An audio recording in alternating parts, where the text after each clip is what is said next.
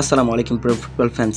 দর্শক, আপনারা সকলে জানেন বর্তমান বিশ্বের সবচেয়ে সফল ক্লাব এবং সবচেয়ে দামি ক্লাব, সবচেয়ে সেরা ক্লাব রিয়াল মাদ্রিদ। মূলত রিয়াল মাদ্রিদে কিন্তু বর্তমান যুগের সবচেয়ে সেরা সেরা ফরওয়ার্ডগুলো রয়েছে এবং সেখানে কিন্তু ভিনিসিয়াসের পাশাপাশি কিন্তু এমবাপ্পেও এসে যোগ দিয়েছেন এবং ভিনিসিয়াস জুনিয়র কিন্তু এমবাপ্পেকে নিয়েও খুব আশাবাদী এবং তাই তো তাকে নিয়েও কিন্তু একটা মন্তব্য করেছেন গণমাধ্যমে।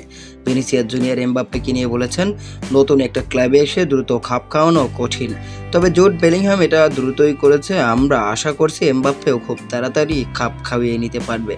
মূলত ভিনিসিয়াস বলছেন, একটা নতুন ক্লাবে এসে খুব দ্রুত খাপ খাওয়ানো কঠিন, তবে বেলিংহাম এটা খুবই দ্রুত করেছে এবং আমরা আশা করছি এমবাপ্পেও খুব দ্রুত খাপ খাইয়ে নিতে পারবে। আসলে ভিনিসিয়াস জুনিয়র এবং এমবাপ্পের সম্পর্কের মধ্যে ফাটল সৃষ্টি হবে এরকমটাই অনেকগুলো গণমাধ্যম দাবি করছিল, তবে প্রথম দুই একটা ম্যাচ দেখে মনে হচ্ছে না তাদের মধ্যে তেমন কোনো সমস্যা হবে, কেননা তারা দুজনেও কিন্তু ইতিমধ্যেই ভালো বন্ধুত্বে পরিণত হয়ে গিয়েছে, যেটাই কিন্তু রিয়াল মাদ্রিদ ফ্যানদের জন্য অনেক বড় একটা খুশির খবর।